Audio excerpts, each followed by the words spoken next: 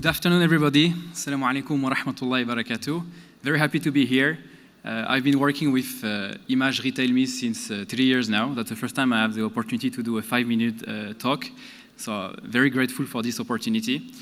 Just for me to understand, can you raise your hand if you're based in Dubai or at least in the region? And then raise your hand if you're not based in the region, for me to adapt the talk. Okay. And raise your hand if you ever heard about Chalhoub Group. Okay, not bad. So I've been thinking a lot about, I was so excited to have the 5-minute talk, and then finally I have it, and I was thinking, what can I say, right? Of course, representing a group which is having a huge history, I wanted to share a triumph, an achievement that we have done, right, instead of a challenge. But I think I want to keep us honest on the reality of the region, being here since 10 years, and really trying to bring an honest perspective of what's happening today in this beautiful part of the world. So that's me, right? You can find the same on LinkedIn, not very interesting. The most interesting part is that I'm married to a beautiful wife. I have 3 amazing daughters, and that's what makes me happy. And I'm trying to strive in the technology field since almost 12 years. So who are we?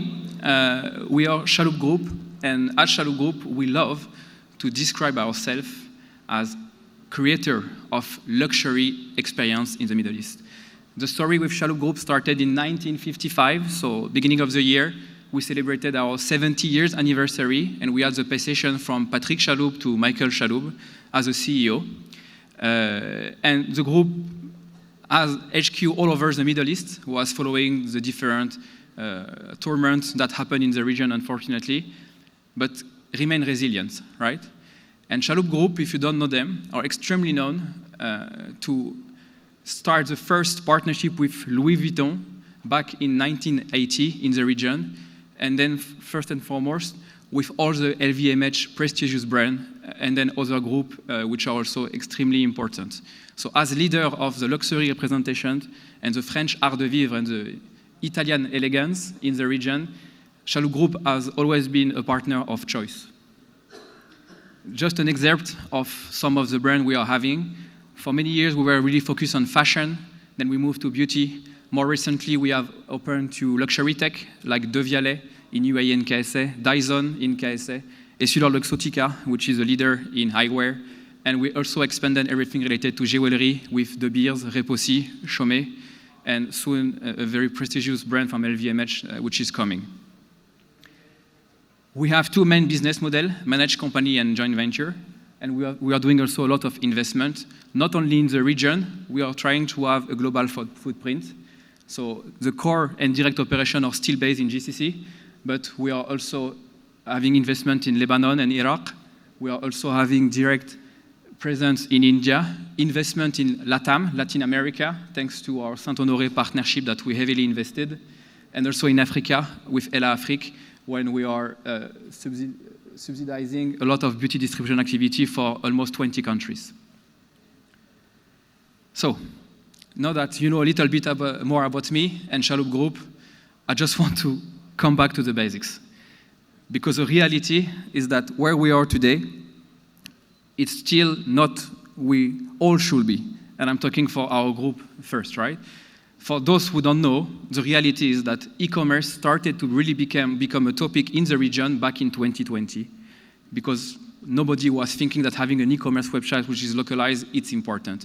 2020, COVID came, we had to close all our stores for many months, which means no single sales happening, and we were just thinking how we can make sure to have sales. And everybody was in a hurry to create an e-commerce website, so we developed thousands of Shopify websites to make sure that we can still sell to our clients, because ultimately without sales we cannot pay the salary of all our employees. That's the reality of the region. If you know Unas, for example, Unas, which is a very well-known marketplace for fashion, it has been created in 2017. If you talk about Noon, if you live in the region, you know Noon, right? You can get your grocery in less than 15 minutes. It has been created in 2016.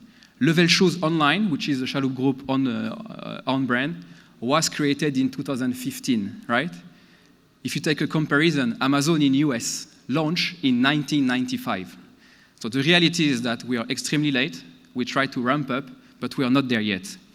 And I'm very proud today that Chalhoub Group is trying to be an omnichannel company, but a real one. Single channel, before the e-commerce, I have a store, someone is coming to my store and he's buying.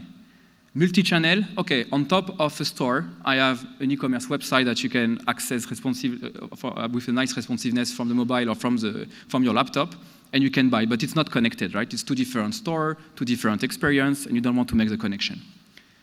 Cross-channel, you try to have those connections. You add an OMS, for example, and then you want to make sure that you have someone who can browse on the website and then understand where is your store and visit your store, or someone which is in your store that can buy online.